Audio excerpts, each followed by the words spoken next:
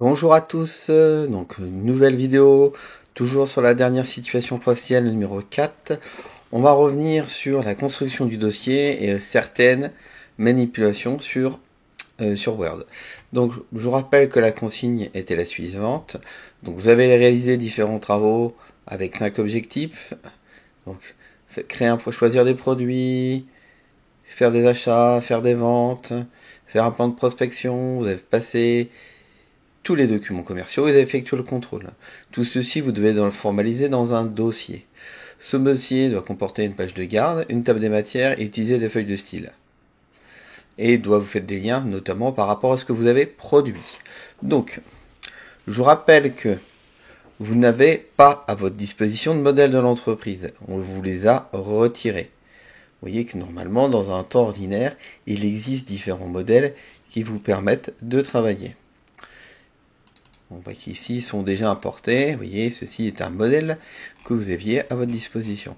Donc vous, votre mission, ça va être de reconstruire le modèle, enfin de reconstruire vos documents. Vous avez, pour vous aider, un petit rappel sur la charte graphique avec les différents éléments qui la constituent, les éléments de style. Donc pour ça, je vous rappelle, vous devrez utiliser les feuilles de style dans Excel. Si vous ne voulez pas tout recommencer, je vous invite à utiliser des modèles qui existent déjà, parce que certains vous sont supprimés, tous ne le sont pas. Vous pouvez utiliser le modèle A4 portrait, où vous avez déjà les feuilles de style de paramétrer. Donc, il faut par exemple se souvenir, c'est comment faire insérer une page de garde.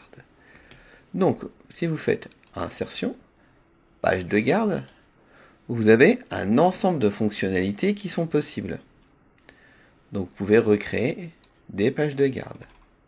Donc, vous pouvez réintégrer votre photo ou l'image de votre produit comme vous le souhaitez en faisant image. Vous voyez, c'est à cet endroit-là que ça se situe, image. Donc ça, c'est les fonctionnalités qui vont être des fonctionnalités de base. Vous allez avoir ensuite la possibilité d'avoir une page ici où vous aurez votre table des matières. Donc pour pouvoir faire votre table des matières, il va falloir utiliser des feuilles de style. Donc ici j'ai fait un saut d'espace avec CTRL entrée, feuilles de style. Vous allez me dire comment les utiliser les feuilles de style et comment structurer mon document. Donc je vais vous présenter quelques travaux de nos jeunes des années précédentes. On voit ici qu'il y a bien une page de garde qui est personnalisée et là également. On voit que dans tous les cas, il y a bien une table des matières avec une introduction, l'objectif et ceci pour chacun des dossiers. Parfois ici, vous aurez la possibilité de mettre sur 2 colonnes. Moi, je vais revenir sur la construction justement des objectifs. Pour savoir ce qu'il faut mettre, vous avez besoin de votre sujet. Le plan vous est déjà donné. Donc si vous prenez votre sujet, vous avez dans un premier temps le premier objectif, que nous allons remettre ici sans aucune mise en forme, l'objectif 1. Alors, vous pouvez faire ici un élément d'introduction ou de contexte, repréciser le cadre de vos travaux. Donc là, je vois, hop, ici, comme je vais tout mettre en majuscule, je vais cliquer sur, et pour tout mettre en majuscule, c'est ici. Donc, on va zoomer parce que vous voyez, pour voir un petit peu correctement l'information. Donc, on va prendre tous les éléments qu'on va reconstruire ensemble. Donc, on reprend le sujet.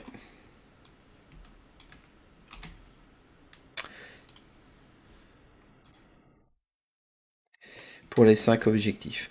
Vous n'êtes pas obligé d'insérer dans votre dossier immédiatement les fiches SP qui sont dans l'objectif 6. L'objectif 6, vous pouvez nous mettre juste les annexes à part. Donc c'est-à-dire les fiches de situation professionnelle qui feront peut-être l'objet d'une vidéo à part entière. Sur savoir comment les compléter, surtout sur les éléments que vous avez ciblés. Là, je vais me concentrer que sur les 5 premiers éléments, alors que j'aurais pu mettre 13 également, les autres points. Donc ici, on a les ventes. J'avais 3 points. Vous voyez, pour l'instant, dans la construction, il n'y a rien de particulier. Et je prends simplement les éléments au fur et à mesure qui sont vraiment ici. Donc là, le logiciel de PDF que j'utilise, c'est Xgen PDF Viewer. C'est le logiciel qu'on a au lycée.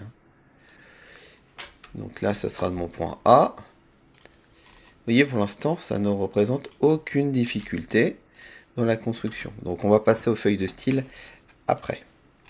Et j'ai dit le point C. Donc, utiliser le feuille de style, c'est quoi? C'est qu'ici, si je vais même corriger à l'international, on pourrait.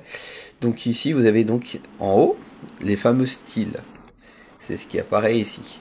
Donc le style pour les points 1, c'est un style de titre 1. Donc là, on peut mettre par exemple un titre 1, un titre 1. Donc ici, moi, je veux même que ce soit un style comme ceci. Et après, je peux recopier mes styles au fur et à mesure de ma construction. Et là, je sais que c'est un point A. Ça va être un style avec en 2 un point A. Normalement, si vous faites bien votre travail, déjà, on retrouve la même structure. Donc, je rappelle que pour copier-coller une mise en forme, c'est ce bouton-là qu'il faut utiliser. On sélectionne et on duplique. On voit que la structure que vous allez appliquer, bizarrement, ressemble à la structure de votre dossier. C'est la même structure. Alors ici, on n'a pas les mêmes feuilles de style parce qu'on n'est pas sur le même niveau de titre. Mais on retrouve la même indication. Alors vous avez le droit de personnaliser les styles si vous le souhaitez. Donc pour personnaliser les styles, vous pouvez faire, je vais vous le remontrer, pour personnaliser le style, vous faire modifier.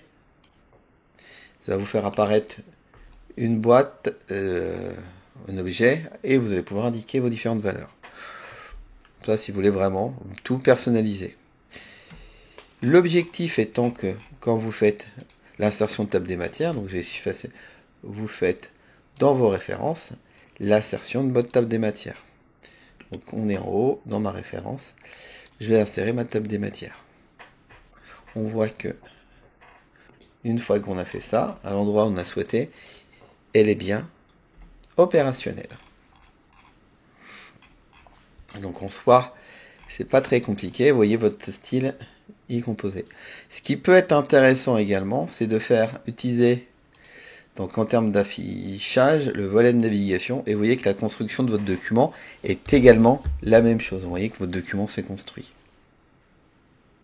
Donc voilà ce qu'on va vous demander d'utiliser.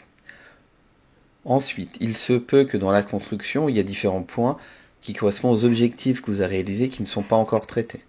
Donc vous aurez peut-être faire des points A, des points B, des 1 et des 2.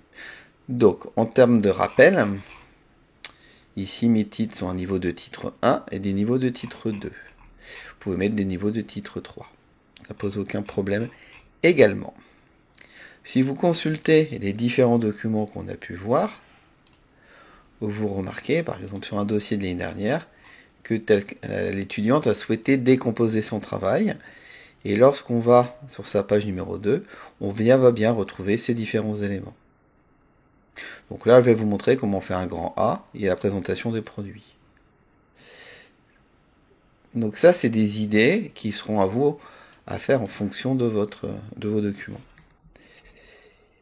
Donc ici, si je veux, après mon grand A, indiquer la sélection des produits en point A, donc c'est un titre numéro 2. Je voudrais ici ensuite que j'ai un grand 1. On a la possibilité de le construire.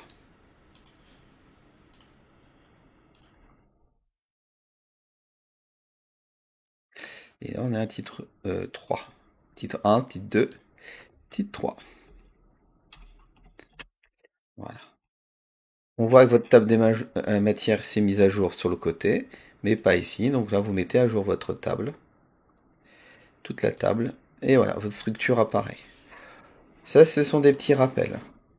Autre élément de présentation, parce que vous allez avoir beaucoup d'annexes. Les annexes, vous pouvez faire part. Vous avez la possibilité, vous voyez, de mettre soit des petites copies d'images et de les mettre et détailler vos annexes à part. Vous avez aussi la possibilité d'insérer vos annexes. Vous voyez, vous avez la possibilité d'insérer le contenu. Ça, vous faites ce que vous voulez. Sachez juste que PDF Exchange Viewer, c'est un document PDF, vous permet de très facilement, en fichier, exporter. Donc on est dans le menu fichier exporter, vous permet d'exporter un document en tant qu'image. Donc c'est assez facile d'exporter toute une production en tant qu'image. Vous devez juste sélectionner la page si vous avez plusieurs pages. Autre chose que vous devez sélectionner, qui se trouve juste en dessous, c'est le format de l'image. Vous mettez PNG JPEG et vous mettez la destination et vous mettez en dessous un nom de fichier. Voilà. Comme ça après vous pouvez insérer votre fichier très facilement. Donc en soi, vous voyez qu'il y a plusieurs possibilités. La question que vous pouvez me poser, c'est comment ici éventuellement je peux mettre en 2 colonnes. Je vous rappelle que dans les options de mise en page, vous pouvez mettre des choses en 2 colonnes. Alors vous ne le voyez pas, excusez-moi. Donc j'annule mes manipulations. Donc on va dans les mises en page et on va dans la disposition, on va en 2 colonnes. Alors là, ça c'est parce que je l'ai refait tout à l'heure.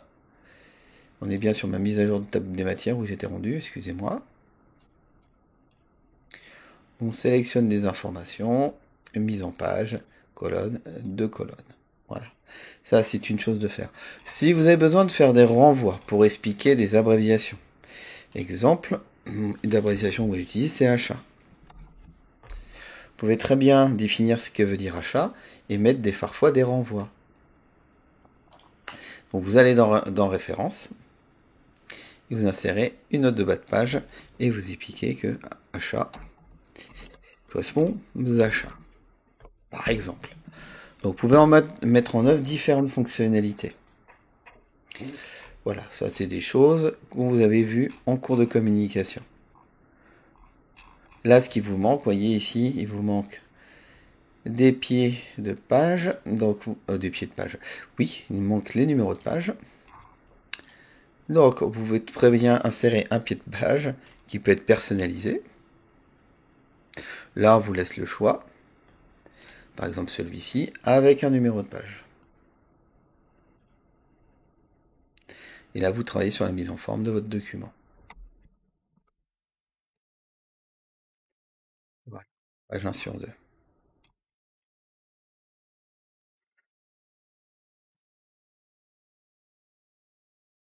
Donc si vous voulez sauter une page, c'est facile, vous faites un saut de page, donc vous pouvez aller dans Insertion et faire les différents sauts de page, sauts de section que vous avez besoin, et je vais jouer sur la disposition. Faites juste attention, là vous avez, alors un saut de page c'est CTRL Entrée, le raccourci, vous faites Insertion, page vierge, ça va fonctionner. Donc si je vais effacer mon texte, je vais effacer toute mise en forme. Avec le bouton qui se situe là-haut, ça permet d'effacer toute mise en forme. On voit que maintenant j'ai plus aucune mise en forme. Vous pouvez changer la disposition. Donc généralement on fait une disposition, vous faites un saut de section. Donc c'est dans la mise en page, vous voyez, dans les orientations. Moi j'ai l'habitude de dire qu'il faut faire un saut de page, c'est ce qu'on a vu tout à l'heure. Et vous pouvez faire un saut de section. Donc je vais vous zoomer toute cette partie-là. Donc nous sommes dans les sauts de page, saut de section éventuellement, pour changer éventuellement une orientation d'une page par rapport à l'autre. D'accord? Il se peut que, comme vous avez changé l'orientation, vous perdez l'affichage. Donc ça, c'est pas très grave en soi, vous pouvez le récupérer. Donc ça, j'annule ce que j'ai fait. Je vais juste vous insérer une image. Donc, je vais prendre l'exemple d'un dossier où je vais exporter un document PDF et on va pouvoir voir le traitement d'une image. Donc, je prends l'exemple de ce dossier-ci. Je vais exporter mon document en tant qu'image, mais que la première page. Donc, je veux bien que la page 1 et soit ici sur image.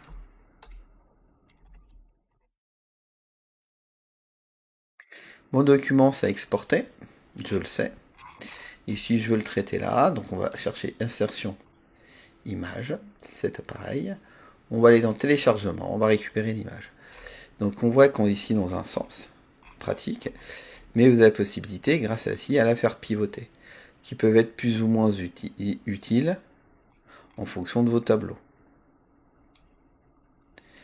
Voilà. Là, vous allez dire, ça n'a aucun sens ce que vous avez fait, monsieur. Vous avez tout à fait raison. Par contre, si je prends un exemple d'un tableau Excel que vous avez créé, par exemple, relatif à différents coûts qu'on peut être amené à réaliser dans cet SP, je vais vous montrer comment vous pouvez copier-coller rapidement vos valeurs avec Excel. Donc ici, vous voyez, c'est un tableau d'offres des fournisseurs que vous avez pu le faire. Vous avez fait une matrice multicritère. Vous pouvez sélectionner votre matrice multicritère. Faites copier. Jusque là, ça va. Et attention dans Word, ne faites pas un coller. Vous allez me choisir coller. Ici, par exemple, en tant qu'image. Pourquoi? Comme ça, votre document, il est nickel. Donc là, la matrice ne vous plaît pas dans ce sens. On est d'accord qu'on peut la retourner. Et changer tout l'affichage pour que ça corresponde à ce que vous souhaitez. Voilà. Voilà des petites fonctionnalités qu'on peut trouver. Donc ça, c'est valable pour plusieurs choses que vous avez pu mener. La définition de vos articles, de vos produits, etc.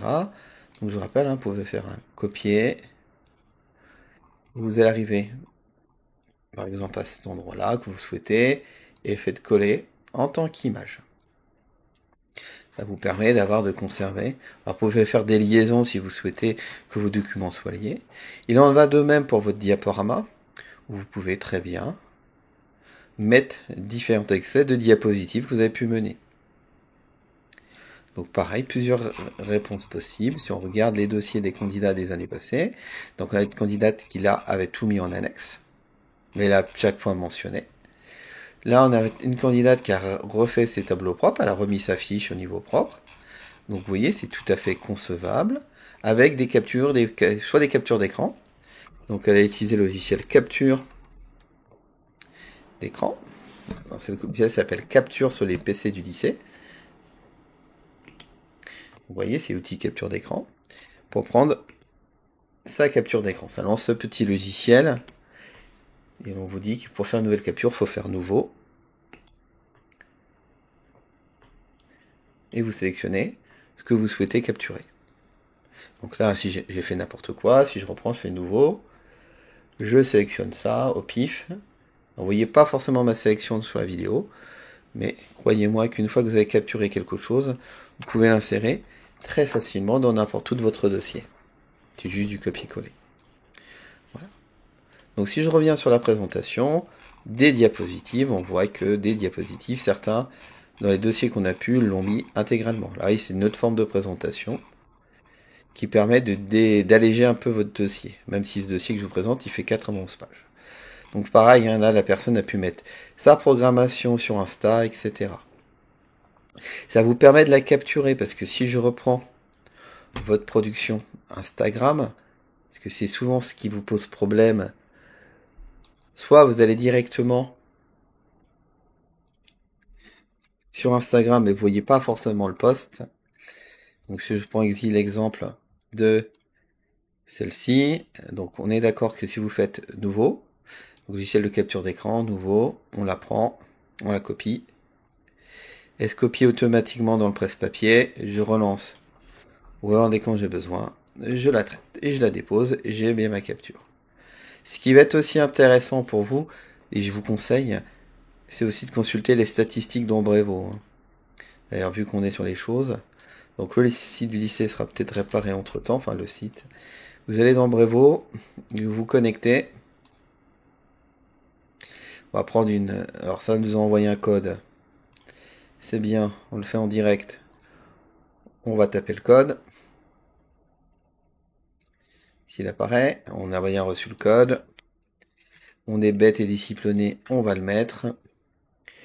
Et on va consulter une campagne. On va prendre une campagne relativement ancienne pour voir s'il y a des éléments. On va prendre tac tac tac, par exemple la box de l'été. Alors là, je vois que c'est ce qui a été envoyé. Ce qui aurait été plutôt intéressant, c'est d'aller soit dans le rapport, soit dans l'onglet plus. Donc on va aller sur le rapport. Et on a donc les statistiques de la campagne. Je vais vous les zoomer. Donc on voit qu'il y a 16 personnes, les ouvertures estimées, etc. Donc c'est intéressant d'avoir un feedback sur ce que vous avez fait. Donc voilà pour quelques pistes sur la construction du dossier. Donc il y a plusieurs façons de faire. Soit vous faites des paragraphes. Ce qui va être toujours intéressant, donc sur l'ensemble de vos travaux, c'est ne diffusez pas brutalement que vos travaux. Mettez des paragraphes introductifs qui expliquent au moins ce que vous avez essayé de faire. Mais il y a toujours des phrases introductives à mettre. Et votre dossier est toujours correctement paginé. Vous voyez ici, on a des dossiers qui sont tous avec du texte. Toujours une ou deux phrases d'accroche, de présentation des différentes missions. Voilà. Donc ça, c'est ce qui est obligé de faire. Vous voyez, les dossiers ne sont pas tous parfaits, loin de là, mais on voit qu'il y a des documents qui sont conformes, il y a des morceaux, des copies d'écran. Donc bien compris l'objectif qui a été fixé. Là même sur le DC. Donc sur l'ensemble des dossiers, on va retrouver, alors je vais vous agrandir un petit peu, l'ensemble toujours des structures, et la fiche d'évaluation fournisseur. On va retrouver, pareil, l'extrait du journal, donc le modèle de courrier de contestation, la matrice multicritère. Vous voyez, donc à chaque fois, on a toujours toutes ces informations. Donc votre objectif, c'est de faire votre construction, votre sommaire à partir d'ici, qu'on retrouve bien les éléments. Quand vous aurez terminé, vous actualiserez votre table des matières. Donc on va aller au début, table des matières que vous actualiserez. Donc je rappelle que vous faites un clic droit, non, vous cliquez tout simplement sur votre table des matières et vous indiquerez mettre à jour toute la table sur le menu qui apparaîtra. Vous voyez, c'est ce menu qui apparaît. Donc en fonction, ce sera mettre à jour toute la table ou le numéro de page en fonction de ce que vous avez fait. Et ça mettra à jour votre table des matières. Quand vous êtes terminé, vous irez dans Fichier, Exporter, et vous exporterez votre travaux en PDF. Vous voyez, créer un PDF. La boîte de dialogue va apparaître, vous enregistrez votre nom et vous le déposerez dans Teams. Et une fois que vous aurez fait ça, vous aurez terminé. Voilà pour la construction du dossier. C'est un petit rappel. Ça permet d'utiliser d'autres feuilles de style. Donc il se peut également que vous ayez besoin d'insérer directement des tableaux. Donc là, la même chose. Essayez d'utiliser, de montrer en tout cas toutes les fonctionnalités que vous avez vues dans le traitement de texte Word. Sauf les publipostages que là, vous n'en aurez pas besoin. Mais là, on doit retrouver au moins des petites choses. Donc j'en ai montré quelques-unes qui peuvent être pour vous utiles. Voilà. Je vous laisse travailler. Bon courage pour la suite. À bientôt pour la prochaine vidéo.